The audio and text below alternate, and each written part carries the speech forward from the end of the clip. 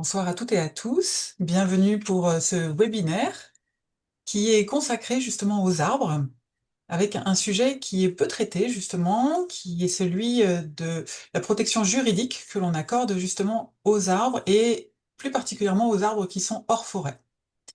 Alors, je laisse encore arriver pendant une petite seconde nos retardataires et puis on va démarrer ce webinaire avec une présentation de l'association État Sauvage que vous ne connaissez pas forcément toutes et tous. J'en profite également pour vous dire que vous pourrez, pendant la présentation, poser vos questions dans le chat et que Florence, qui est à mes côtés, les repartagera à notre intervenant, voilà, à l'issue de la présentation. Donc n'hésitez pas à poser toutes vos questions dans le chat, on fera au mieux pour que toutes ces questions puissent être traitées.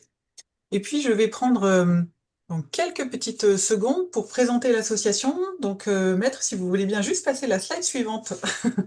Ça permettra de, voilà, d'avoir le support qui accompagne. Donc, nous sommes une jeune association État Faut dire Sauvage. Benoît, Julie, je t'interromps 30 secondes. Dites Benoît, ce sera mieux. D'accord, merci. Ok.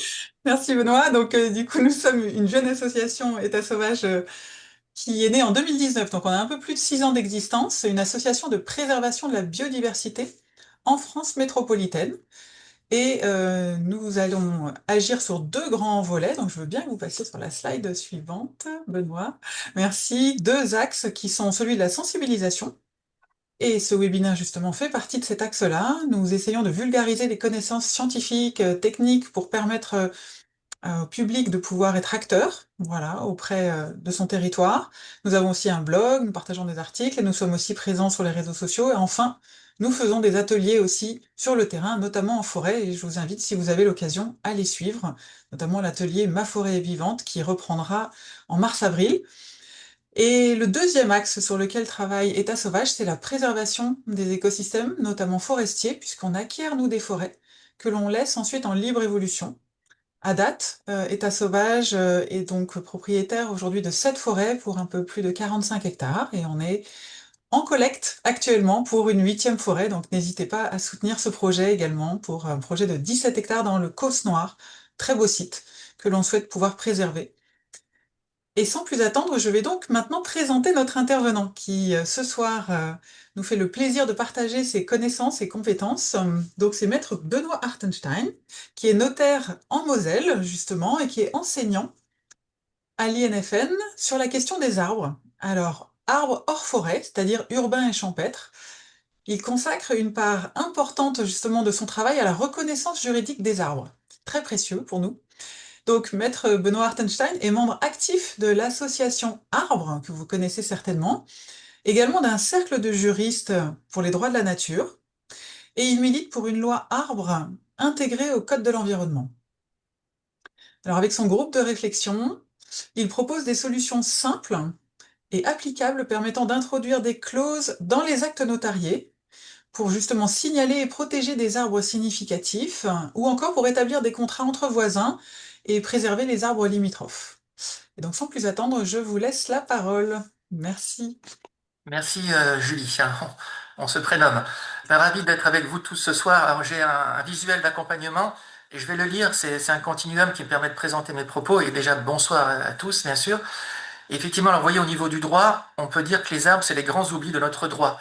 Et je dis toujours, quand on fait des ventes de maisons, vous voyez là, si vous vendez votre maison, alors qu'il y a des beaux arbres derrière, ben, le notaire n'en parlera pas, il parlera que de la maison, alors qu'il y a un beau petit chien aussi. C'est comme si on avait invisibilisé les arbres juridiquement, et c'est vraiment le cas. Donc moi, j'essaie de lever le voile avec beaucoup de personnes pour leur rendre la place qu'ils méritent, parce que au-delà de tous les bienfaits qu'on connaît, déjà les arbres méritent un respect pour eux-mêmes en tant que tels, en tant qu'êtres vivants, comme vous et moi. Et on est entre convaincus entre nous, mais pour certains, vous voyez, je mets en avant la préservation des arbres qui est une question de santé publique. Tout le monde le sait. Et surtout, vous voyez là, les bienfaits dont on parle, si on se place du terrain du droit, ils dépassent largement les limites de propriété des terrains où ils sont enracinés. La captation du CO2, la vue d'un arbre, les particules fines, tout le monde sait qu'ils sont captées. Il n'y a pas que le propriétaire du terrain qui en bénéficie, tout le voisinage. Donc le droit doit absolument évoluer parce qu'il est très limité et très limitant par rapport aux arbres. Alors justement, je vais vous esquisser rapidement la situation juridique actuelle pour savoir d'où on part, pour justement savoir où on veut aller, parce qu'il faut connaître le point de base. Et vous verrez, il y a beaucoup d'handicaps avec lesquels on doit faire, mais c'est comme ça. Déjà, vous voyez, au niveau du droit, le droit ne considère les arbres que comme des contraintes. Le droit occulte totalement les bienfaits. Totalement. Tous les articles du Code civil sont axés sur la propriété et l'arbre est un gênant. Aucunement vous verrez qu'on parle de ces bienfaits, que c'est un être vivant. Donc le regard est complètement biaisé et ce petit dessin, vous voyez, très éloquent. Pour moi, cette dame avec son seau, c'est celle qui a rédigé le Code civil. Et puis en face, c'est les amoureux qui passent. Ils se rendent compte qu'un arbre, ben, c'est magnifique, hein, ils s'en souviendront toute leur vie, un être vivant sur lequel ils passent. Mais le droit, lui, il les considère comme une contrainte. Il fait tomber des feuilles. Alors déjà, ça se comprend historiquement parce que le Code civil, il date de 1804. Et en 1804, c'était une autre époque qu'aujourd'hui, vous voyez. C'était une société rurale. On peut comprendre que les arbres étaient gênants pour les propriétés voisines. Ça peut se comprendre. Mais on ne considérait absolument pas les bienfaits écosystémiques des arbres. Donc, mais malheureusement, on est encore avec le Code civil de 1804 qui est totalement dépassé, obsolète. Et notre Code civil n'a pas du tout intégré ce qu'est un arbre. Ça, c'est le postulat de base avec lequel ben, on doit faire et puis on fait. Et donc voilà, synthétiquement, les arbres juridiquement, ce sont des biens immeubles, appropriables et contraignants. C'est uniquement comme ça qu'ils sont vus, c'est-à-dire qu'ils sont vus sous l'angle du droit de propriété. Votre arbre sur votre terrain, c'est un objet, un bien immeuble, et il est vu uniquement sous le prisme du droit de propriété. C'est un objet, comme mon stylo, il m'appartient. Et pire que ça, il est vu comme contraignant. Voilà. En toile de fond, les articles du Code civil, c'est ce qu'ils mettent en avant sur les arbres. Donc une mise à jour impérieuse s'impose, on est en 2025 et puis en 1804. Alors voilà, malgré tout ce qu'on sait sur les arbres, malgré tout ce qu'on leur doit, les arbres n'ont pas la place qu'ils méritent. Et je passe sur le fait de ce qu'est un arbre, de tous les bienfaits, vous les connaissez comme moi, je vais m'axer sur la place justement réservée de façon très ingrate aux arbres dans le Code civil. Déjà, ils ont une place déconsidérée, alors que ce sont des biens, des êtres vivants, vous voyez, ce n'est qu'un bien immeuble. Mais on ne peut plus considérer aujourd'hui des arbres comme des biens immeubles, sachant qu'ils luttent contre le dérèglement climatique, ils captent le CO2, ce sont surtout des êtres vivants, voilà, mais bon, le point de base de départ, le point handicapant, il est déjà déconsidéré dans le Code civil. Pire que ça, il est exposé, puisque l'arbre étant bien immeuble, il est totalement tributaire du propriétaire du terrain où il est enraciné, qui a un droit de vie ou de mort sur lui, sauf rare protection légale et largement imparfaite. D'où le travail qu'on a fait en parallèle avec mon groupe de réflexion, où on essaie d'amender les textes actuels pour au moins perfectionner les rares protections légales des arbres. Mais donc, je vous dis, on part vraiment de très très loin. Et pire encore, l'arbre a une place injuste parce qu'il est souvent victime collatérale de conflits de voisinage, alors qu'il est là paisiblement pour prodiguer ses bienfaits gratuitement. Donc voilà la place qu'on réserve au le Code civil réserve aux arbres aujourd'hui. Donc triste constat, pardon, l'arbre nous protège sans l'être en retour, juridiquement. Voilà d'où on part. Donc comment préserver juridiquement les arbres? C'est sûr qu'avec le temps que j'ai, je ne vais pas pouvoir tout vous dire et pas vous assommer non plus à 19 heures, donc je vais être très synthétique en vous lançant les grandes lignes. Ben déjà, oui, moi, ma grande chance, c'est d'être dans un groupe pluridisciplinaire, parce que les seules connaissances juridiques ne suffisent plus. Il n'y a pas pire qu'un juriste pour faire des lois sur les arbres. Il faut connaître les arbres, il faut des biologistes, des scientifiques, des arboristes. Et là, je vous invite à lire le livre de Caroline Mollier. Je ne sais pas si vous la connaissez, il est merveilleux ce livre. Je m'en suis beaucoup inspiré. Elle a vraiment une connaissance fine des arbres en ville en plus. Et donc j'apprends beaucoup et on se complète. Vous voyez, les connaissances biologiques, scientifiques, juridiques, c'est comme ça qu'on devient fort. Parce que seul, on va plus vite, ensemble, on va plus loin, comme dit le proverbe africain. Et surtout, vous voyez, alors j'aime beaucoup aussi Janine Bénus. Alors elle a une formule magnifique. Elle nous dit les arbres sont le cordon ombilical entre le soleil et la terre. Voilà ce qu'une biologiste dit aux juristes. Elle est américaine. Donc ce faisant, il faut savoir aussi, et ça c'est une limite, faut le savoir, on part de très très loin. Je vous dis, le handicap de base pour protéger les arbres en France, c'est que ce sont des objets. D'où mon combat et mon action pour que ce soit un jour des sujets de droit, comme vous et moi. Mais ça, c'est un changement de paradigme de société. On y arrivera. Mais au jour d'aujourd'hui, on part avec les outils qu'on a, les handicaps qu'on a, comment protéger l'arbre en tant que simple objet de droit. Eh bien, justement, comment le faire? C'est une question de volonté, vous voyez. Et j'aime beaucoup ma grand-mère qui est partie dans l'au-delà. Et ma grand-mère nous disait toujours, quand on veut, on peut, et quand on peut, on doit. Voilà, j'aime beaucoup cette formule. C'est une grande philosophe, ma grand-mère. Donc comment faire? Déjà une question de volonté générale. On sait que la loi, c'est la volonté générale. Mais en France, très très difficile de faire bouger les lignes. Donc notre groupe de réflexion depuis 2018 a beaucoup planché. On voudrait un statut légal des arbres. Donc on planché, on est vraiment un groupe pluridisciplinaire, vous voyez. Excusez-moi si je vais trop vite, mais je brosse le propos avec le temps que j'ai et dont je vous remercie. Et donc voilà, déjà ce qu'on voudrait, c'est simplifier la législation parce que plus personne n'y comprend rien, ça s'empile. Alors c'est plus un millefeuille, hein, c'est carrément une forêt noire. Et surtout, l'objectif premier, vous voyez notre loi, ça c'est la phrase clé, trouver un meilleur équilibre entre les impératifs de maintenir un maximum d'arbres sains matures, parce qu'on sait que c'est les arbres matures anciens qui sont les plus bénéfiques écosystémiques, les enjeux de sécurité et le respect du droit de propriété, qui est très très fort en France. Donc on ne peut pas envisager de modifier la loi sans respecter le droit de propriété en France, qui est encore très fort et à mon sens trop fort. Donc je passe là-dessus. J'ai fait beaucoup de propositions au sein de notre groupe, notamment pour les DPE, mais on pourra en reparler après si vous voulez.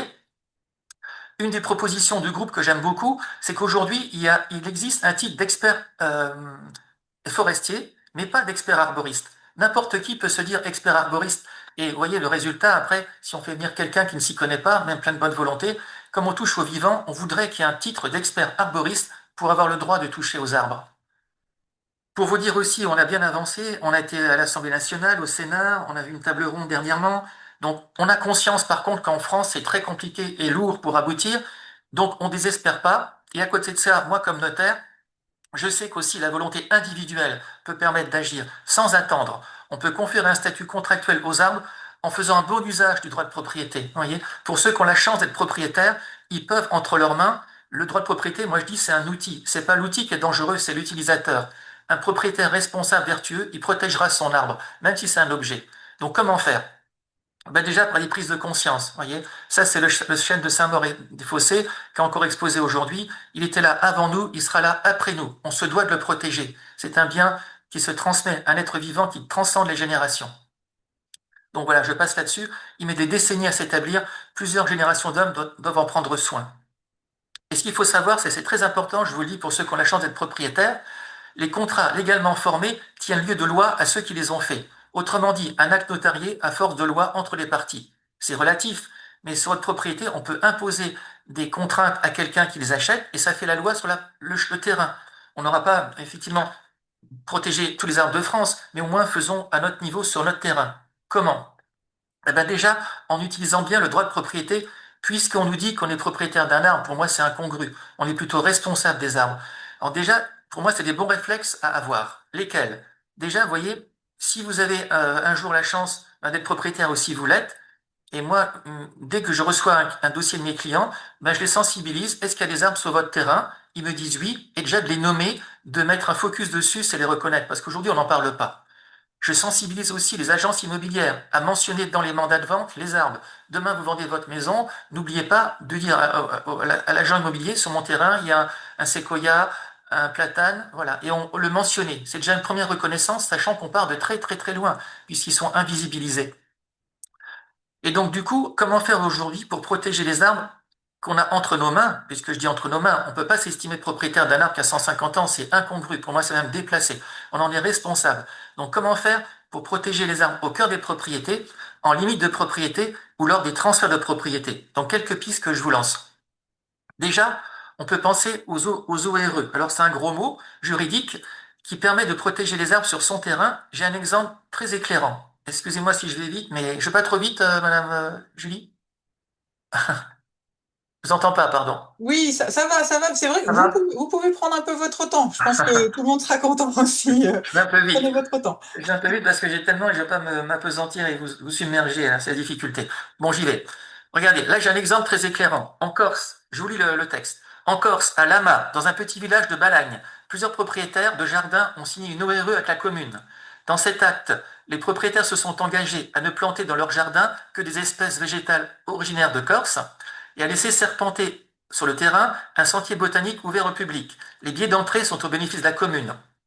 En contrepartie, la commune s'est engagée à leur fournir des graines provenant de Corse et à les aider à entretenir les murets délimitant les jardins. En fait, c'est un contrat entre deux parties pour protéger en l'espèce des jardins et replanter des espèces endémiques. Voilà. Et ça sur 99 ans.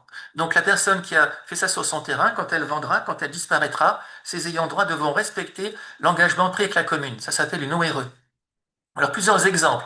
J'en ai fait une, j'en fais beaucoup encore, je suis très sollicité pour préserver une zone humide, pour préserver une allée de 150 marronniers à Bétange. Un seul arbre, ça c'est ma plus belle ORE, j'en ai fait pour un seul arbre à Ville-Nouvelle, je pourrais en parler tout à l'heure. Un robinier qui a 150 ans, qui peut vivre encore autant, il peut vivre jusqu'à 300 ans, voire plus. Là, en Alsace, pour planter une forêt Miyawaki, des petits jeunes sur un terrain en friche ont été voir un propriétaire en disant, est-ce que vous nous laissez planter sur votre terrain? Et hop, c'est parti, 99 ans. Là, j'ai fait aussi une ORE pour un massif forestier de 10 hectares carrément, entre les propriétaires hollandais et l'ASPAS, que vous devez connaître. Là, pour un verger en Bretagne, un propriétaire a mis un verger à disposition de l'association et tous les fruits sont à disposition gratuite de tout le lotissement. Magnifique, vous voyez, pendant 99 ans. Pour protéger une haie, un propriétaire, une association qui protège sa haie sur un terrain, vous voyez, article 1103, ça c'est la loi des partis, on est parti pour 99 ans. Là, regardez celle-ci, la volonté, magnifique.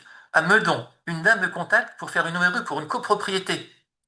Vous imaginez? Elle a été voir tous ses copropriétaires, elle s'est fait bouler trois, quatre fois, elle a insisté, elle a fini par avoir l'adhésion du syndic et on va faire une ORE pour protéger cette arme dont toute la copropriété bénéficiera. Moi, je trouve ça magnifique.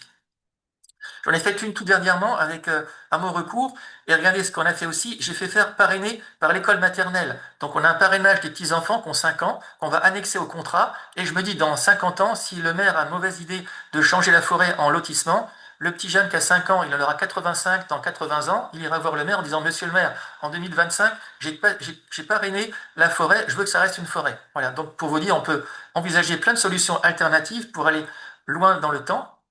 J'en ai encore en cours, vous voyez, pour mettre une mare dans la Vienne pour restaurer des libellules. Une société qui va, avec France Nature Environnement de Vienne, restaurer une mare pour des libellules. J'en fais aussi en Corse. Bon, bref, on peut en faire autant qu'on veut. Je forme même les futurs notaires pour les ORE. Je fais des formations en ligne gratuitement. Je vais voir les futurs notaires parce que les jeunes, j'y crois, ils sont inquiets, ils veulent agir. Mes confrères aussi, mais ils ont un peu plus de mal à s'y mettre, mais ils vont s'y mettre parce que vous, propriétaires, si vous les sollicitez, il faut qu'ils soient informés et formés. Voilà, je continue. Je fais une petite pause. Je continue. Ça va? Il me reste encore 10 minutes. Alors, je continue. On s'est reposé sur le tronc de l'arbre. Voilà, je poursuis. Alors, on peut aussi préserver les arbres avec le droit de propriété. Vous le faites avec votre association. Regardez, un exemple concret. Là, une personne me contacte, elle est à Martigues. Cet arbre-là, vous voyez, il est en plein, il est mitoyen, ce qui est rarissime. C'est un chêne. Et cette dame me contacte, elle me dit, mon voisin va faire un lotissement, il va le vendre à un lotisseur, il va forcément couper l'arbre. Comment le protéger? Ben, je dis, madame, vous entendez bien que la voisine? Oui. Ben, proposez-lui de racheter l'arbre. Donc en fait, on a fait venir un géomètre, on a fait un pourtour du système racinaire largement plus haut que le houppier. Et la dame a racheté le terrain sous l'arbre. Donc du coup, l'arbre se trouve propriétaire de la propriété voisine. Vous voyez, elle l'a extrait du lotissement. Alors, ça, c'est un exemple magnifique. Ça peut échouer, mais au moins, elle a demandé, elle a réussi. Et la propriété, ça, c'est quelque chose un bel outil entre ses mains. Moi, je dis bravo, chapeau bas. Et on sait aussi qu'aujourd'hui, il y a beaucoup de contentieux devant les tribunaux par rapport à des conflits de voisinage. Les gens, demain, vous avez un voisin fâcheux, vous avez quelques branches qui dépassent, les racines qui empiètent, il peut vous les faire couper. Ce qui n'est pas du tout possible, accessible aujourd'hui, enfin acceptable. Il y a des gens qui se révoltent, qui vont dans les tribunaux, et elles gênent ça avec nous. Je leur tire mon chapeau parce qu'ils sont en première ligne. Pour moi, ça, c'est vraiment les auxiliaires de la justice, hein, le GNSA. Là, c'est une personne qui a réussi, vous voyez, à protéger un magnolia contre une coupe insensée. Le juge a refusé aussi. On est même parti en cours d'appel. Maintenant, on va très loin. Là, tout dernièrement, à La Roche-sur-Yon, pareil, on a convaincu les juges pour préserver des arbres en limite de propriété, qui ne gênaient absolument pas, puisque le Code civil permet de couper les branches, même sans préjudice. Et le juge en 2025 s'est dit, ben non, écoutez, il n'y a pas de danger, pas de préjudice, je refuse. Ce faisant, il a transgressé le code civil, mais pour la bonne cause, et c'est parti en appel. Mais pour vous dire qu'il y a des juges sensibles, responsables, qui transgressent pour la bonne cause. C'est comme ça que les lois changent. Quand les tribunaux remettent en cause des décisions, sur des bases juridiques, tôt ou tard, la loi aussi va changer. Donc par contre, ce qu'on peut faire déjà, c'est des servitudes conventionnelles. Je m'explique, regardez, pour éviter cela. Voilà, ça c'est dramatique. Autant couper l'arbre, il est mort, vous voyez, mais ses branches malheureusement dépassaient. Là, les racines empiétaient. Le code civil permet cela. C'est intolérable. Voilà. Et regardez, alors ça, c'est un cas de figure. Le pauvre arbre là, il coche toutes les cases de l'arbre problématique en limite de propriété. Il y a trois problématiques. Déjà, les racines, vous voyez, elles empiètent chez le voisin. Hein. Vous avez les branches qui surplombent deux. Ça, c'est l'article 671. Non, 673, pardon, et le 671, l'arbre n'est pas à la bonne distance. Voilà, il n'est pas à 2 mètres parce qu'il dépasse 2 mètres. Voilà, alors forcément, les arbres, ils connaissent pas le code civil, eux, ils respectent pas tout ça, ils sont souvent là avant tout le monde, et ça, l'arbre-là, il rentre pile dans les cases du conflit de voisinage. Et cette dame-là me téléphone un jour, me dit, voilà, j'ai un arbre sur mon terrain, je voudrais le protéger, on va vendre, mais je sais qu'il n'est pas à la bonne distance, que les branches empiètent, que les racines surplombent, l'inverse, pardon, qu'elle n'est pas à la bonne distance, que faire? Ben, je dis, Madame, est-ce que vous entendez bien avec votre voisine? Elle me dit, oui, on s'entend bien. On a même fait ensemble la clôture. Là, la balançoire, nos enfants communs venaient quand ils étaient jeunes. Et ben, je dis, voilà la solution. Vous faites un acte avec votre voisine où vous interdisez mutuellement, c'est une constitution de servitude, à demander la coupe des branches qui surplombent ou des racines qui empiètent tant qu'il n'y a pas de danger ou de préjudice. Puisque la loi permet aujourd'hui d'invoquer la coupe même sans préjudice. C'est ça qu'on voulait qu'il soit changé dans notre proposition de loi. Et là, ça aurait du sens. Et c'est pour ça que les juges refusent d'appliquer la loi. Parce qu'on peut l'invoquer même sans préjudice. Quelqu'un qui se lève du mauvais pied le matin, il tombe sur le code civil, il peut faire couper les branches d'un arbre comme ça, mais c'est sa mort assurée, sans aucun préjudice. Mais que ça, c'était valable en 1804, mais plus en 2025. Donc si les gens ont la chance de s'entendre, ils peuvent faire des conventions de servitude. Et du coup, cette dame-là, et celles-ci aussi, quand elles vendront leur maison, l'acquéreur saura qu'il ne pourra pas demander la coupe des branches, l'empiètement, la coupe des racines, tant qu'il n'y a pas de danger. Et même si c'est pas la bonne distance, ça c'est du bon sens, ça c'est du droit, ça c'est de l'équilibre, c'est de la proportionnalité. Mais ça part sur la base de la volonté. Voyez, il faut avoir la chance de s'entendre avec son voisin. Voilà, parce qu'effectivement, hein, ça c'est une synthèse. Les problématiques, il y en a trois. La question de la distance des arbres, que vous connaissez, des branches qui surplombent et des racines. Mais donc, on peut déroger par contrat. Et surtout, nos arbres ne connaissent pas ces limites de propriété totalement artificielles, hein. C'est vraiment des règles on peut comprendre, faut pas empiéter chez le voisin, faut pas le gêner. Mais connaissant tous les bienfaits des arbres et tout en sachant surtout qu'ils dépassent les limites de propriété, le voisin n'a même pas conscience qu'il va perdre ses bienfaits de ses arbres en demandant la coupe des branches. Il y a des personnes qui sont totalement dans le brouillard. Donc c'est pour ça qu'il y a une grande part très importante de pédagogie, de sensibilisation, bien sûr. Maintenant, regardez aussi, lors des transferts de propriété, des ventes, des donations, des héritages, comment protéger ces arbres tout en sachant, avec le handicap de base, je me redis, et c'est avec quoi je fais. L'arbre, c'est qu'un objet de droit tributaire des propriétaires. Donc comment faire avec nos vieux outils pour protéger les arbres? Ben déjà, premier réflexe, les mentionner. Quand on fait une vente de maison, j'invite les futurs notaires et les notaires de mentionner les arbres. On parle d'une maison, vous voyez, son sous-sol, son rez-de-chaussée. Aujourd'hui, on ne parle pas des arbres. Or, quelqu'un qui va acheter une maison avec un magnolia magnifique, il a peut-être acheté parce qu'il y a un magnolia. Eh ben, moi, je dis aux personnes, mentionnez dans vos contrats, les agences immobiliers, mentionnez dans vos contrats les arbres. Alors, il me dit, c'est pas obligatoire. Ben, je leur dis, oui, c'est pas obligatoire. Mais puisqu'ils y sont, on peut très bien les mentionner. Où est le problème? On lève le voile, vous voyez, c'est parce qu'en fait, psychologiquement, ils n'ont pas été, on n'aura pas ouvert les yeux. Nous, on est hyper sérieux, on mentionne la présence des arbres. Et ça, c'est déjà un point de départ très important, tout en vous rappelant qu'on part de très très loin. Donc on se contente de peu pour l'instant, mais au moins on commence par le commencement. On peut aussi annexer, moi c'est ce que je fais, Ophélie Touzé du CEU a fait un magnifique schéma, parce que souvent on occulte les racines des arbres. Vous voyez, les personnes comme vous et moi, vous savez que le réseau racinaire est fondamental, mais il y a beaucoup de personnes qui le connaissent, qui ne le savent pas, on ne va même pas leur en vouloir. Mais profitons des ventes pour avoir une œuvre pédagogique. Donc moi j'annexe à mes actes le volume de protection, aérien et souterrain, et les personnes, quand ils voient ça, ils disent, ah oui, effectivement, mais on fera pas de terrassement, pas de piscine, pas de tranchée, on va préserver les arbres. Vous voyez, on part de la connaissance, des compétences, des connaissances. On peut aussi, dans les ventes de copropriété, vous voyez, j'ai fait une vente de copropriété, eh bien, je mentionne un appartement avec vue sur arbre, puisque c'est le cas. Vous voyez, au jour d'aujourd'hui, ça, vous le voyez pas dans les formations de notaires. Avec moi et les futurs notaires, je leur dis, mes confrères, mentionnez tout ça. Alors certains vont me dire, oui, mais du coup, vous voyez, là, du coup, en mettant le doigt sur l'arbre, les gens vont dire, oh là là, mais il va être dangereux, l'arbre là, il va tomber. Eh ben, c'est là qu'il faut des experts qui font des tests de traction, d'aubanage. Ils diront non, l'arbre là, il tombera après nous, vous inquiétez pas. Dans l'intervalle, on l'aura mentionné dans l'acte, et c'est déjà au moins l'engagement moral et une reconnaissance morale de le mentionner. On peut aussi utiliser le barème de l'arbre. Donc là, j'ai une vidéo, alors je n'ai peut-être pas le temps de vous la montrer, mais peut-être qu'à la fin, on pourra y revenir. Je me sers de tous les moyens pour protéger les arbres. Moi, je suis notaire, je suis pas matérialiste du tout, mais quand je parle d'argent, dans mon métier, je sais que les gens, ils tendent l'oreille.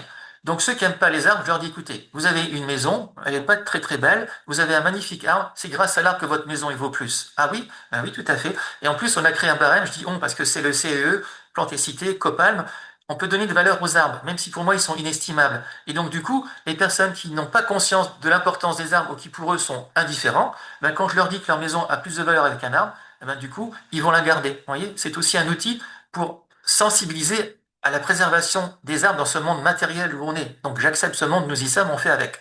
Pour l'instant. Ah ben, c'est le, excusez-moi, c'est la vidéo. Je, je passe la suite?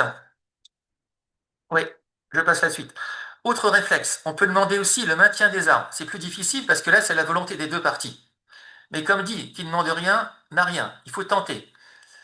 Donc, quand vous vendez votre maison, c'est ce que je dis à mes confrères quand vous faites des ventes de maison et que quelqu'un veut protéger son arbre, il peut le faire. Comment? Eh bien déjà, en mettant dans les clauses des engagements. Ça, c'est parti en 2016, dans les Pyrénées-Orientales, à Elne. C'est une allée de cyprès. Monsieur Mas, il a vendu ses terrains à côté. C'était quelqu'un qui est à la retraite. Et il a dit dans l'acte, voilà la clause, l'acquéreur ne coupera pas les arbres tant qu'il ne présente pas de danger. C'est une obligation, ça s'appelle personnel en droit. Et l'acquéreur a accepté devant notaire, tout ça il a signé, et en toute déloyauté, peu de temps après la vente, il a commencé à couper les cyprès. Et monsieur Mas se dit, écoutez, devant notaire, vous êtes interdit de couper les cyprès, on ne peut pas faire comme ça. Et c'est parti au contentieux, tribunal de grande instance, cour d'appel, cour de cassation, et par chance, la cour de cassation, je vous passe les détails, a validé la clause d'engagement personnel. La formule de base, c'est qu'on peut obliger le maintien des arbres toute leur vie durant, tant qu'ils ne présentent pas de danger. Voilà la phrase clé. Et c'est pour ça que l'engagement est valable. La difficulté, c'est de le faire accepter. La difficulté, c'est de contrôler aussi, parce qu'une fois qu'on a vendu la maison, comment contrôler l'effectivité de la clause? Comment savoir que le voisin ne va pas couper? Eh ben, c'est là qu'on utilise le barème de l'arbre, parce que c'est dissuasif. Si un bel arbre sur le terrain, on peut dire, monsieur, dans votre maison, qui vaut 250, l'arbre, il vaut 40 000. Donc, si vous jamais vous violez cette clause, vous attendez, exposez-vous à une demande de 50 000 euros devant les tribunaux. Donc, c'est dissuasif. C'est un peu comme l'arme nucléaire. Les gens ne savent pas qu'ils sont, comment dire, surveillés ou pas par l'entourage, mais au moins, c'est quelque chose d'effectif pour les tenir dans leur engagement. La grande, grande, grande difficulté, je le vois, c'est pour faire accepter la clause, parce que ça engage beaucoup de discussions. Je comprends que c'est un petit peu difficile pour certains au jour d'aujourd'hui, mais qui ne demande rien n'a rien, et ça va se développer. Et pour vous dire, j'ai un exemple concret aussi que j'ai fait dans la Loire. Une dame a contacté, vous voyez, c'est un noyer. Elle a vendu son terrain à un SAHLM pour faire des logements pour des personnes à revenus modestes. Et le SAHLM a accepté le maintien de la clause. Et dans l'acte, on a rajouté, ben, en plus, c'est un noyer. On a dit les choses de bon sens, que les personnes qui ont des revenus modestes auront des noix gratuites en plus. Voilà. Parce qu'on est tellement des enfants gâtés, on oublie même, comme nos grands-parents, que les arbres, c'était pour aussi pour des fruits. Vous voyez. Donc, on rappelle l'évidence.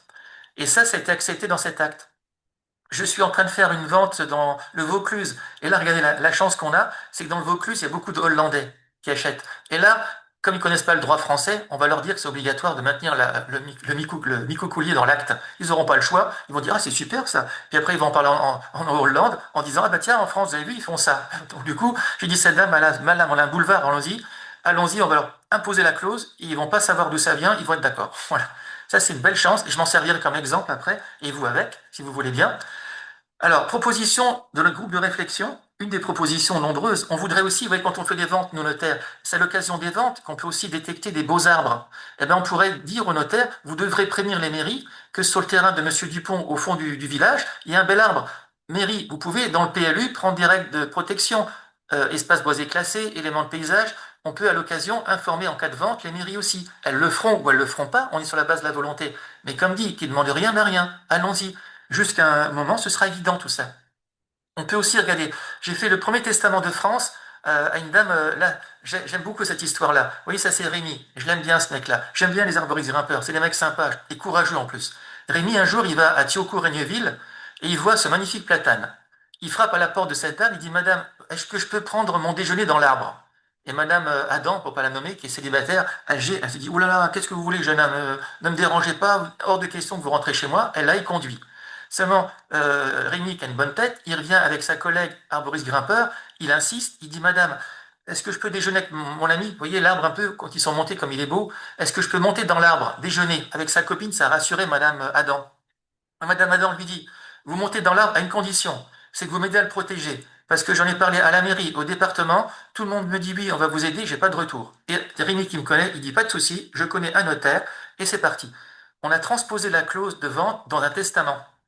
Donc voilà, en fait, elle a légué son terrain des cousines, on a alimenté le barème de l'arbre, avec l'association arbre, on a labellisé l'arbre, on a mis un gros mot, un exécuteur testamentaire, c'est une association qui aura une somme d'argent, charge pour elle de vérifier le suivi des arbres. Vous voyez, ce sera des soins. Quand il y aura un élagage, il faudra que les héritiers contactent l'association qui fera venir un élagueur. C'est comme si on laisse ma grand-mère ou la vôtre sur un terrain, on dit à la personne, les médicaments, c'est à 2 heures, c'est pas à 8 heures le soir. Vous voyez, donc quelqu'un prendra soin des arbres. Ça, c'est possible sur la base de la volonté. Et par testament, c'est aussi un boulevard. Parce que moi qui suis notaire, quand je lis des testaments, il y a une charge émotionnelle. Je sais que quand on va dire à quelqu'un, vous avez hérité d'une propriété avec des arbres, et madame ou monsieur qui est parti dans l'au-delà veut que vous le préservez, eh ben, je sais que les gens le préserveront.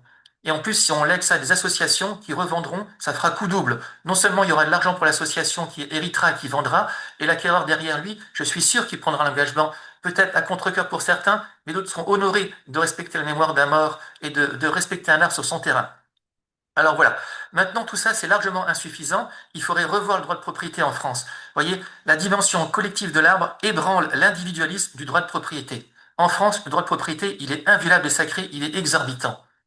On n'en est pas propriétaire d'un arbre, on en est responsable. Il faudrait revoir le droit de propriété, mais ça, c'est un travail titanesque, mais ça fait rien, on y va. Saint-Exupéry nous disait, nous n'héritons pas de la terre de nos parents, nous l'empruntons à nos enfants. Ben, c'était quelqu'un qui aurait pu être notaire, il était génial cet homme-là, un poète qui avait tout compris. On n'est pas du tout propriétaire, on est responsable très temporairement sur terre, à charge de conserver et de rendre. Voilà, concrètement. Et moi, je suis hyper pragmatique, j'ai les pieds sur terre, je ne suis pas éternel. Un arbre qui a 150 ans, il était là avant moi, il sera là après moi. J'ai charge de le conserver et de le rendre. Voilà. Alors, pour vous dire, j'ai presque fini, je trace, hein. Encore 5 minutes. J'ai fini. Vous voyez, pour vous dire, au niveau de la modification de la loi, alors symboliquement, en 2019, avec l'association ARBE, le CAUE, on a adopté, bon, symboliquement, à l'Assemblée nationale, la Déclaration des droits de l'arbre. Mais les symboles sont forts. C'est déjà un pas, le fait qu'on ait été écouté à l'Assemblée nationale. Au niveau des notaires de France, j'ai réussi, je le dis sans me vanter, parce que j'en suis à l'origine, j'ai fait voter le 120e congrès des notaires de France à Bordeaux pour que dans le Code civil, on reconnaisse, après l'article 515-14, qui reconnaît les animaux domestiques, votre chien et votre chat et le mien, comme êtres doués de sensibilité, que les arbres soient aussi reconnus comme des organismes vivants dans la préservation et d'intérêt général, et non plus des biens immeubles contraignants. Et ça, oui, le fait que les notaires aient adopté ça, c'est un pas irréversible dans le champ de la réflexion. On a marqué un pas irréversible. Et je sais que c'est comme ça qu'on avancera, pas à pas, mais là, c'est comme des dalles bien scellées. Une fois qu'elles sont scellées, on peut se poser dessus et continuer. Et surtout en rappelant, ça le GNSA le rappelle continuellement, on a des droits en France, hein, on est propriétaire, ok, mais des devoirs aussi, hein, c'est le revers de la médaille. On a le devoir de prendre part à la préservation de l'environnement. Un propriétaire, on retourne la pièce de la loi, c'est le devoir de respecter aussi. On ne le rappelle pas assez ça en France. Et ça, dites ça aux juristes qui vont vous dire, oh là là, mais c'est compliqué votre droit, ça va être problématique. Oui, ok, mais je fais que remplir mes obligations, cher maître X. Donc je remplis mon devoir de citoyen. J'ai des droits et des devoirs, comme tout le monde. Question qu'on se pose, regardez. Si nous sommes propriétaires, concrètement, en fait, on l'est que temporairement. La question se pose. Maintenant, si on va plus loin, si on est propriétaire de l'arbre qui se trouve sur notre terrain, est-ce qu'on est propriétaire de la mésange bleue qui se pose sur la branche? La question qu'on pose aux juristes. On attend la réponse. Et si on va encore plus loin, si on est propriétaire de l'arbre qui se trouve sur notre terrain, est-ce qu'on est propriétaire de l'oxygène pur créé par ces branches? La question se pose. La question est dans la réponse. Bien sûr que non. Donc on n'est pas du tout propriétaire. Et c'est pour ça qu'aujourd'hui, nous, on voudrait avec d'autres juristes arriver au droit de la nature. Vous voyez, que les arbres soient des sujets de droit, comme vous et moi. Je fais partie d'un cercle de juristes avec des professionnels, des professeurs de droit, des avocats, des scientifiques. On voudrait à terme une reconnaissance des droits de la nature, pas que des arbres, des êtres vivants, pour retrouver un équilibre. Et on y arrivera un jour. Vous voyez, des objets de droit vers des sujets de droit. Voilà, c'est l'acte 2. À suivre. J'ai fini mon sprint. Merci beaucoup. Alors, du coup, ça va laisser un peu de temps pour des questions. Justement, il y en a déjà un certain nombre dans le chat. Si vous en avez d'autres, n'hésitez pas à continuer à les poser. Et je te laisse la parole, Florence.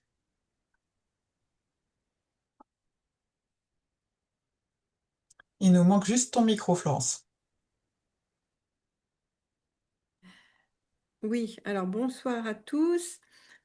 Voilà, il y en a quelques-unes qui arrivent là sur le fil. Euh, alors, excusez-moi. Hop, voilà, je prends les deux dernières. Alors, une question. Alors, je ne sais pas si c'est une question, mais c'est plutôt peut-être une remarque. On peut inscrire dans un acte de transfert de propriété un contrat ORE et dans le legs la charte de l'arbre. Je pense que c'est plutôt une remarque. Je ne sais pas si vous... Oui, bien sûr, on peut superposer tous ces outils juridiques, bien sûr, mais oui. Oui, oui. Voilà. Après, une autre question. Comment contraindre une mairie à embaucher un vrai élagueur pour éviter de transformer tous les chênes des rues en moignons? Ah, j'ai pas la réponse. J'ai pas la réponse. Non. Non, tout ce que je peux dire, vous voyez, le droit pour moi c'est limitant. Même si le maire il vient suivre le cours, il va toujours me trouver un contre-argument, il va trouver un autre juriste qui va me contrarier sans arrêt. Pour moi, tout part de la connaissance de la pédagogie. Je pense que les maires ils devraient reprendre leur cours de biologie parce qu'une fois qu'on sait ce qu'est un arbre, plus besoin de loi pour le protéger. Bon, c'est un petit peu un monde idéal dont je parle là, mais une fois qu'on sait ça, ça va de soi de protéger les arbres. Il y a un déficit de connaissance, à mon avis, assez grand de la part des élus. Alors, il y avait une question par rapport à un arbre dont vous avez parlé. Il n'y a pas la prescription trentenaire pour cet arbre. Est-ce qu'il y a des prescriptions? Oui, alors je reviens en arrière si vous voulez sur la photo. Oui? Alors, Ouza, je déroule. Oui, parce qu'il y a souvent des imprécisions sur la prescription. Je vais vous clarifier ça. Alors, je déroule. Voilà. Alors, pardon. Voilà, ici. Vous voyez? Alors, c'est l'article 671 et 672, déjà pour vous dire. La prescription. Le principe déjà, c'est qu'un arbre, enfin une plantation, doit être à 50 centimètres de la limite de propriété. Donc, vous voyez cette clôture. Déjà, il ne faut pas qu'il y ait de plantation à moins de 50 centimètres. OK? Bon, admettons que ce soit le cas, qu'il soit à plus de 50 centimètres. Deuxième règle, si un arbre dépasse 2 mètres, il faut qu'il soit à 2 mètres de la limite de propriété. D'accord? C'est le principe. Exception, prescription. Si l'arbre a été planté à moins de 50 centimètres et qu'il est sorti de terre depuis plus de 30 ans, prescription. Votre voisine ne pourra pas dire s'il y a une haie qui est ici à 40 centimètres, coupez-moi ça. Vous direz non, madame ou monsieur, ça fait 50 ans que ma haie, elle est à moins de 40 centimètres, mais depuis plus de 30 ans. Prescription. Maintenant, l'arbre, vous voyez, admettons, celui-ci, il a moins de 2 mètres aussi. S'il a dépassé 2 mètres depuis plus de 30 ans, là, il y a prescription. Donc cet arbre-là peut être préservé si malgré le fait qu'il soit pas à 2 mètres, il a dépassé les 2 mètres depuis plus de 30 ans. C'est pas le fait qu'il soit planté depuis plus de 30 ans, c'est le fait qu'il ait dépassé les 2 mètres depuis plus de 30 ans, la prescription. Il y a souvent une confusion là-dessus. Donc là, c'est là qu'il faut un arboriste qui puisse déterminer l'âge de l'arbre. On peut avoir des photos, tout moyen de preuve sont recevables. Très bien, merci. Alors, on va passer à une autre question. Euh, excusez-moi. Euh, qu'en est-il, qu'en est-il du critère de sécurité, souvent prétexte pour couper? Alors, bah pareil, vous voyez, en répondant synthétiquement. Déjà, comme on dit, hein, c'est un bon prétexte de dire que l'arbre est dangereux. Mais avant de savoir s'il est dangereux, encore faut-il connaître les arbres. Il y a seul un arboriste qui peut le dire. Vous voyez, moi, si je suis malade, je vais voir deux médecins pour avoir deux consultations et deux spécialistes. Donc, est-ce qu'un arbre est vraiment dangereux? Pas forcément. On peut faire des sondages par tomographie, on peut l'aubaner, oui, on peut le sécuriser. C'est trop facile. Les arbres sont victimes d'idées reçues. Mais ça demande de la connaissance, de la patience, vous voyez. Et c'est pour ça qu'on voit les titres d'expert arboriste. Quelqu'un qui connaisse bien les arbres. Parce qu'un arbre comme ça, ou qui enlace notre ami Rémi, il est majestueux. Quelqu'un qui va acheter la maison va dire, ouh là là, il va me tomber dessus, je vais mourir. Mais pas du tout. L'arbre là, il sera encore là dans 150 ans. Et si on peut faire des tests tous les ans, ou tous les 2, 3 ans, on assure. Et s'il faut faire des élagages de sécurité, non, il sera maintenu. Ça part sur la connaissance. Moi, je vous dis, plus je côtoie les arboristes et les scientifiques, plus je me dis que ben, je serais bien mieux de leur côté parce que c'est comme ça qu'on peut changer les mentalités par la connaissance. Le droit, c'est trop limitant et je me heurte à toujours des conflits oui, d'interprétation, on sait mieux que moi juridiquement, c'est fatigant, mais c'est pas ça qu'il faut, c'est connaître le vivant. Un arbre n'est pas plus dangereux que vous et moi, il faut le connaître. Un arbre creux n'est pas dangereux non plus. Le GNSA passe son temps à faire aussi de la pédagogie. C'est la formation qui pêche. Voyez, le droit est limitant et limité. Ça, c'est mon D'accord. point de vue, hein. Oui. Alors, une ORE, que devient-elle lors des décisions d'expropriation? Elle explose en plein vol. Parce que pensez bien, au niveau de la loi, hein, nos députés et sénateurs, déjà qui ont été contraints par l'Europe à voter les ORE, ont bien sûr pensé à tout. On ne peut pas faire une ORE pour éviter une autoroute, par exemple. C'est inopposable en cas d'expropriation d'utilité publique, c'est censé être d'intérêt général. Donc une ORE, elle est inopposable, elle n'existe plus juridiquement, elle est caduque, inopposable. Très bien. Question suivante. Dans votre proposition, le fait qu'il soit mentionné être vivant n'est peut-être pas approprié pour garder des arbres morts. Je pense à la biodiversité qu'il abrite. Oui, c'est juste, bien sûr, c'est juste, je suis d'accord. Mais Et cela dit, vous voyez, là on est dans le cadre de, au niveau du notariat, là je sais que c'est plus au niveau de la propriété, pour préserver les arbres dans les propriétés. Je suis d'accord avec vous, hein, mais c'est peut-être le deuxième pas, parce qu'il faut déjà que les gens acceptent l'arbre, c'est un être vivant. Là, nous, ici présents, on sait qu'un arbre mort, il est plein de vie. Mais aller dire ça à quelqu'un qui considère un arbre comme un bien immeuble, c'est compliqué déjà. Donc on commence par le commencement, vous avez raison, hein. C'est de la pédagogie. Mais ça déborderait le cadre juridique, justement, vous voyez. Parce que le problème du droit, c'est qu'on veut tout régenter. Non, non, non, non. Bien sûr, à la marge, on dira qu'un arbre mort, il est aussi important qu'un être vivant. Mais dans le Code civil, vous imaginez les débats doctrinaux des juristes, c'est sans fin. merci. Alors, question suivante. Un permis d'abattage doit-il être affiché par une collectivité territoriale ou un promoteur immobilier avant un abattage d'arbres? Non, ben non, si l'arbre n'est pas protégé, non, l'arbre est tributaire du propriétaire du terrain sur lequel il est enraciné. C'est une contrainte, il va le couper. Maintenant, s'il y a un secteur sauvegardé, si l'arbre est un monument naturel ou monument historique, bien sûr. Mais non, sur un terrain privé, c'est le droit de propriété qui prime, hein. Pas besoin d'afficher la coupe de l'arbre sur un terrain privé. C'est sur le domaine public que les communes ont l'obligation d'afficher. Mais vous voyez, en France, le droit de propriété est beaucoup trop fort. Vous voyez, cet arbre-là, je l'ai sous les yeux. Vous imaginez cette dame, Madame Adam, elle est propriétaire, mais c'est, pour moi, c'est un gros mot. C'est incongru de dire propriétaire d'un arbre. On en est responsable envers lui, envers les voisins, envers la génération future. Mais quelqu'un qui va l'acheter va dire, mais tout ce que vous me dites là, c'est pas le code civil. Je suis propriétaire, je le coupe. Aucune protection, sans affichage. Et ça, c'est pas acceptable en 2025, hein. Très bien. Question suivante. Concernant les arbres abritant des espèces protégées comme les chauves-souris ou chouettes, peut-on le mentionner dans un acte de vente en disant qu'il abrite une espèce protégée? Et si oui, peut-on partir du fait que du coup, le nouveau propriétaire est au courant d'une espèce protégée et donc c'est impossible pour lui de détruire l'arbre? Entre Alors, parenthèses, plutôt que de faire une ORE. Alors, c'est en parallèle, hein. L'ORE serait plus fort parce qu'il y a un co-contractant qui permettrait la préservation des espèces protégées avec le propriétaire. Mais effectivement, si déjà le propriétaire précise qu'il y a des chauves-souris sur son terrain, alors, encore une fois, vous voyez, ayez toujours en mémoire ce que je vous ai montré dès le départ, le chemin romain. On part de loin, hein.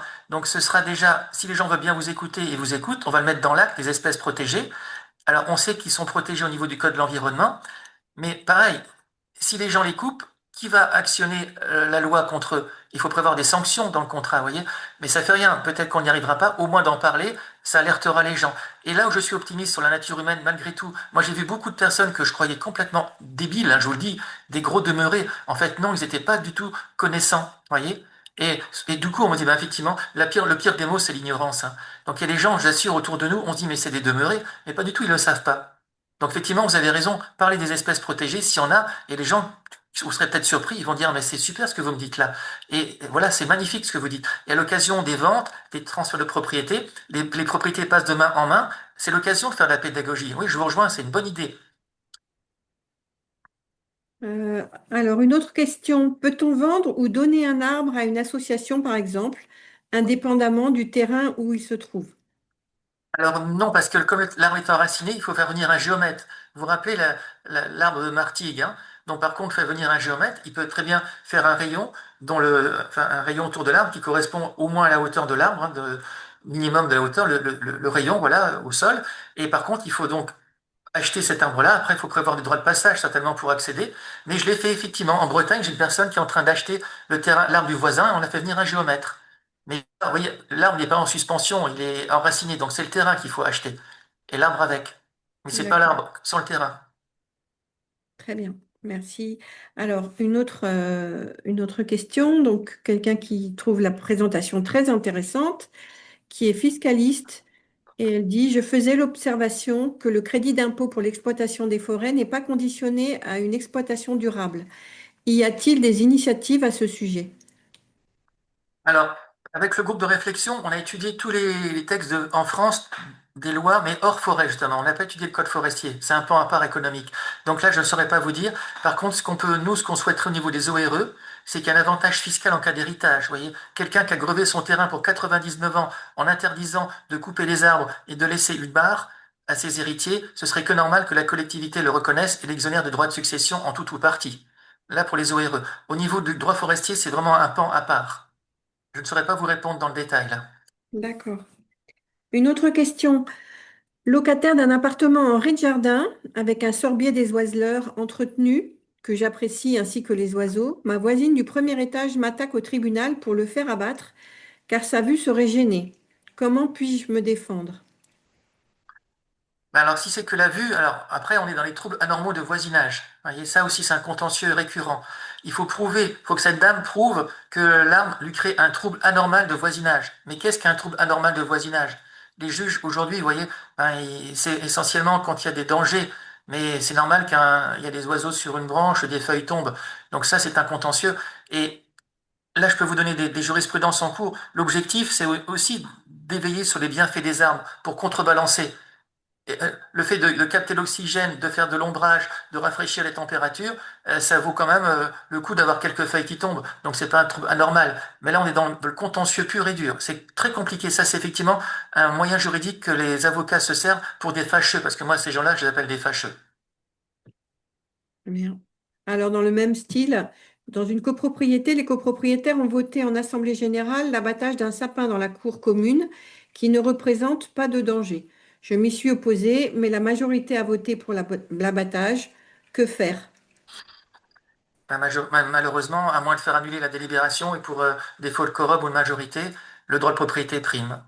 Oui, dans tous les exemples que je vous ai montrés, c'est des exemples positifs, mais j'ai beaucoup d'échecs aussi, hein, beaucoup d'échecs, hein, beaucoup de déceptions, hein, parce que le droit prime encore, hein, on n'est pas au niveau qu'on voudrait, hein. Donc cette dame-là, par contre, moi je peux le dire, c'est déjà une victoire qu'elle se soit opposée et qu'elle ait fait prendre conscience aux personnes qui faisaient une grave erreur. Et je peux vous donner un exemple peut-être, si elle peut encore rattraper le coup. J'ai aidé une avocate à Paris il n'y a pas longtemps qui m'a contacté dans le 16e arrondissement. Pareil, la copropriété avait décidé l'abattage d'un arbre. Eh ben, le seul argument que je lui ai transmis et qui a fait mouche, c'est le barème de l'arbre. Elle a dit, écoutez, dans votre quartier bourgeois, si vous coupez l'arbre, les appartements vaudront moins. Et on peut vous valoriser l'arbre. Donc peut-être que cette dame-là, elle pourrait alimenter le barème, retourner voir tout le monde, hein, qui ne retient que l'argent à court terme, en disant, écoutez, si vous faites ça, ben, vous aimez pas les arbres, mais vous allez aussi minorer votre propriété pour les héritiers. Quand vous vendrez votre appartement, gardez l'arbre, il valorise. Et on est en 2025, 2026, 27, qu'est-ce que ça va devenir notre planète? Donc vous voyez, le barème de l'arbre, donner une valeur à l'arbre, c'est peut-être un moyen in extremis de le sauver. Même si pour moi, c'est incongru de mettre une valeur sur un arbre. Mais bon, pour certains, il n'y a que ça qui retiennent. Donc, elle peut être essayé, madame, de façon informelle, d'alimenter le barème, de leur dire, écoutez, on va déprécier toute la copropriété, faites marche arrière. Très bien. Alors, une question par rapport à celle qui a été posée précédemment. Ma question sur le permis d'abattage à afficher concernait bien les communes. Quel est l'article de loi qui le rend obligatoire? Beaucoup de communes ne le respectent même pas. Ben, il y a la problématique souvent des aires d'alignement, hein, qui est bien connue, hein, c'est l'article L353, c'est une des rares lois du Code de l'environnement qui protège les arbres. Donc là, si le maire veut les couper, il faut une déclaration au préfet, il faut mettre un arrêté municipal sur l'arbre, mais il y a très peu, hein. Vous voyez, s'il n'y a pas de protection légale de l'arbre, un maire qui va couper des arbres sur une place, il n'est pas obligé de mettre un affichage dessus, hein.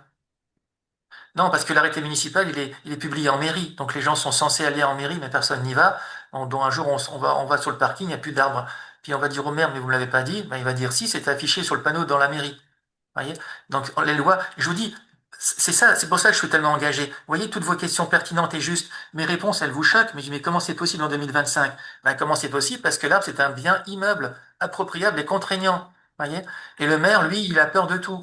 Et il connaît pas non plus les bienfaits des arbres. Donc, un problème pédagogique et de loi. C'est pour ça qu'on essaie de faire prendre conscience de l'importance et de changer les lois. Mais c'est phénoménal comme travail. C'est titanesque. Et ça fait rien, il faut commencer. Alors, une autre question, mais justement sur le même sujet. Un règlement ou cahier des charges de copropriété peut-il intégrer la protection des arbres? Oui, tout à fait. Très bonne question. Parce que c'est ce que j'invite aussi mes futurs notaires, confrères, à leur dire quand vous faites des lotissements, des copropriétés avec des arbres, pensez à intégrer les arbres dans le lotissement. On peut justement déroger aux distances de plantation entre les propriétés. On peut préserver certains arbres qui agrémentent toute la copropriété qui devient verte grâce à l'arbre. Oui, tout à fait. Parce que ça, c'est le règlement de copropriété ou le lotissement, le cahier des charges, c'est un contrat, justement. Vous voyez, il n'y a pas que les ventes, le contrat. Donc on peut, dans le contrat, prévoir aussi des protections. La difficulté du contrat, la grande difficulté, c'est que sur la base de la volonté, vous voyez, il faut déjà être conscient des arbres comme vous et moi. en face de nous, les gens veulent discuter et qu'ils prennent le temps. C'est ça le problème. C'est qu'on veut aller trop vite aujourd'hui, mais ça fait rien. Les arbres nous apprennent la patience, hein, c'est nos maîtres sur le sujet. Voilà, donc il y a une personne qui avait posé donc aussi la question sur l'abattage des arbres en copropriété. Elle pensait que l'abattage d'un arbre devait se voter en majorité absolue. Alors, ça dépend, parce que là, il y a des jurisprudences. Si c'était un immeuble, vous voyez, dont la caractéristique principale, c'est, comment dire, les espaces verts, un immeuble qui est classe, enfin, comment dire, il y a des termes spécifiques. S'il est agrémenté par les arbres, là, effectivement, il participe de la valorisation de tout l'immeuble. Là, il faut des majorités particulières, presque l'unanimité, mais sinon, c'est la majorité simple, hein. Vous voyez, c'est un bien immeuble. C'est comme s'il y avait un poteau qui gêne, hein, la majorité vote de le couper, de l'abattre. Ben, un arbre, c'est pareil, s'il n'est pas protégé. Non, je vous dis, le grand problème, l'écueil, c'est ça, c'est la méconnaissance, méconnaissance. Alors, il y a quelqu'un qui demande la référence de la Cour de cassation validant la clause d'obligation personnelle. Alors, c'est l'arrêt de la troisième chambre civile du 6 juin 2019. Bon, Troisième chambre civile, 6 juin 2019. d'accord. Et une autre question aussi précise, l'article 515-15, je n'ai pas bien compris. Est-ce un nouvel article dans le Code civil? Oui, tout à fait. Parce que vous voyez, comme on part de loin, on a conscience. Les arbres, ce sont des biens immeubles appropriables contraignants. Ça, c'est le principe du Code civil. Et c'est tout le contraire. C'est pas des biens immeubles, c'est des êtres vivants.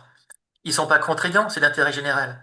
Donc, si déjà dans le Code civil, on définit l'arbre comme un être vivant, ou bien fait d'intérêt général, ça ouvre le champ à de grandes réflexions derrière. Voyez. On a mis en 515-14 en 2019, les animaux domestiques sont des êtres doués de sensibilité. Et encore, c'est juste les chats et les chiens, même pas les animaux sauvages qui n'existent pas juridiquement. Et comme on part de très très loin, on part de 1804 là, et même du droit romain. Donc dans le Code civil, c'est œuvre pédagogique. Si dans le Code civil, on arrive à mettre un article 515-15, les arbres sont des êtres vivants doués de sensibilité, moi c'est ce que je voulais, mais au moins des organismes vivants d'intérêt général, un lotisseur ou un promoteur qui fera un lotissement, on va lui rappeler ça, que c'est pas un bien immeuble contraignant. Vous voyez, on est dans la définition pure. C'est l'handicap de base. Il faut travailler l'handicap de base. C'est la définition de l'arbre qui n'existe pas juridiquement. Et si on arrive à changer la définition de l'arbre et coller à la réalité, que c'est pas un bien immeuble, mais c'est un être vivant, qui n'est pas contraignant, mais d'intérêt général, on pourra avoir des protections contractuelles ou légales. Vous voyez, il faut commencer par définir ce qu'est un arbre. Très bien.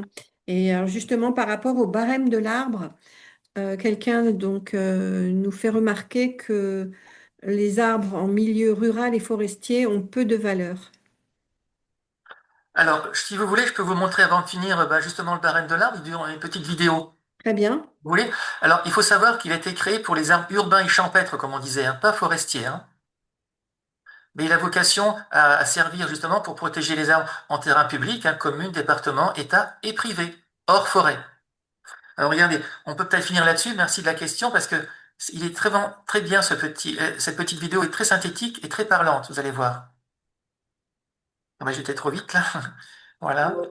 Mais est-ce que vous pouvez partager votre écran? Parce que là, enfin, personnellement, moi, je vous vois, vous, mais pas votre écran. Ah, C'est un problème de votre côté, je pense, parce que l'écran est bien partagé pour tout le monde. Donc, on est désolé que vous puissiez pas le voir. Vous pourrez le revoir en rediffusion, sinon dès demain. sur le replay. Hmm. Oui. Non, mais Alors, je l'ai vu au début et là, je ne vois plus. Bon.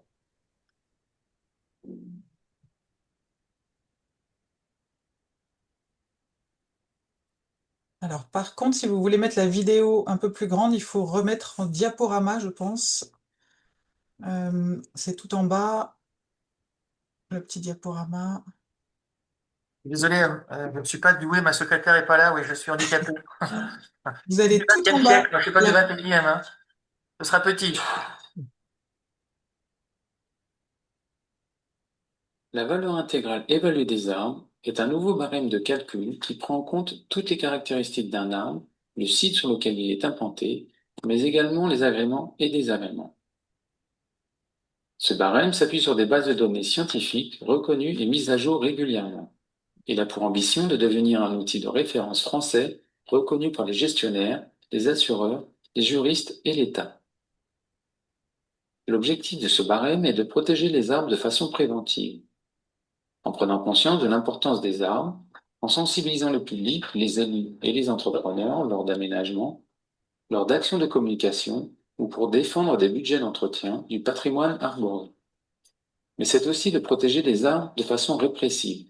En cas de sinistre, à partir de la valeur de base des arbres, on peut évaluer les dommages et ainsi demander des indemnités liées à l'importance des dégâts. Mais comment y calculer la valeur d'un arbre?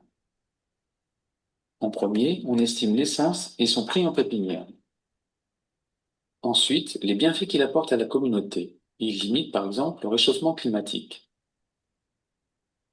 Au contraire, le pollen associé à la pollution provoque des allergies. Les composés organiques volatiles, que l'on trouve dans l'atmosphère, peuvent aussi avoir des effets sur la santé. S'il s'agit d'une essence patrimoniale, sa valeur augmente parce que le végétal sera adapté au site.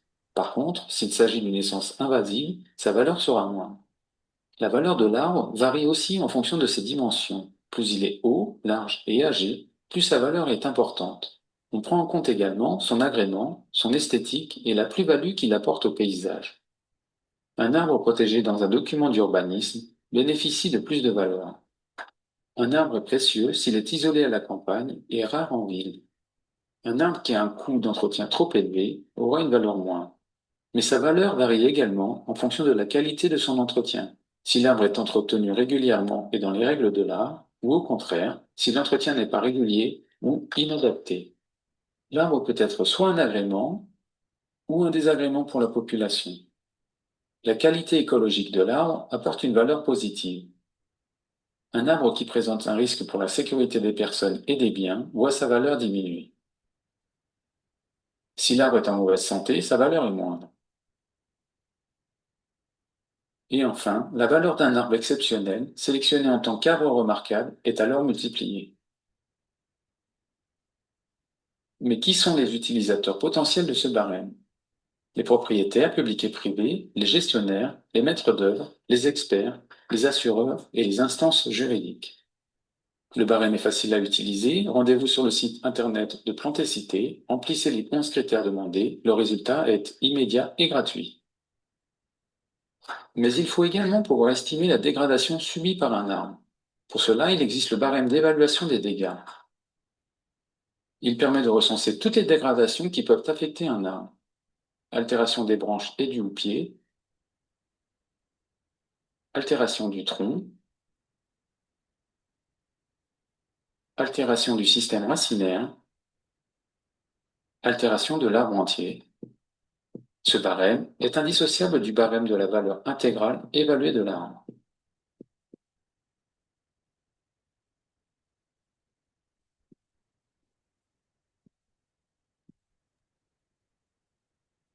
Vous voyez, le grand avantage, il est accessible gratuitement en plus. Par contre, il faut des connaissances quand même assez précises pour pouvoir évaluer l'arbre et qui confère une fiabilité. Et on espère qu'il sera reconnu un jour officiellement. Et même au niveau des jurisprudences, il y a des contentieux en cours. On a invoqué le barème. On espère que les tribunaux le reconnaîtront pour lui donner une valeur jurisprudentielle. Voilà, je suis dans les temps là, hein. Oui, il y avait encore, je crois, deux petites questions. Est-ce qu'on a le temps de les traiter? Vous êtes d'accord?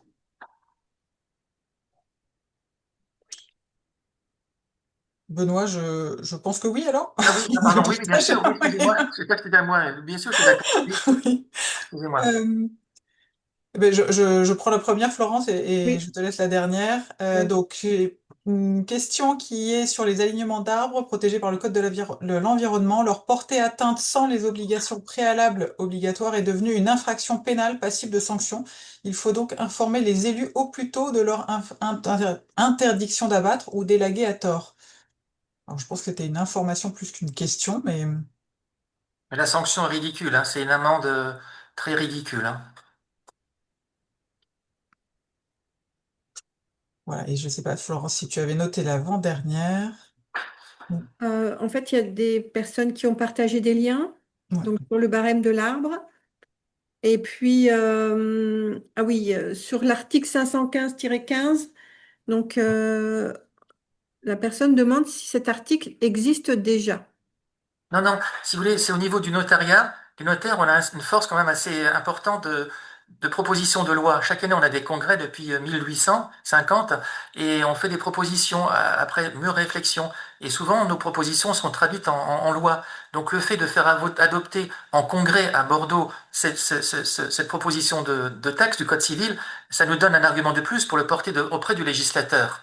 Mais ce n'est qu'un vœu pour l'instant. C'est une étape graduelle, mais très importante. Très bien, merci beaucoup, maître, et merci à toutes et à tous justement pour cette participation active à ce webinaire. On se retrouve l'année prochaine pour un nouveau webinaire. D'ici là, on vous envoie très vite le lien de rediffusion. N'hésitez pas à le partager et à justement permettre aussi la diffusion de ces connaissances au plus grand nombre. C'est aussi comme ça qu'on fait de la pédagogie et qu'on fait bouger un petit peu les lignes. Merci encore, très bonne Merci. soirée à toutes et à tous. Merci Bonne soirée, beaucoup. merci, au revoir. Au revoir, bonne soirée. Merci, au Vraiment revoir. très, très, très intéressant. Au revoir. Merci. Merci.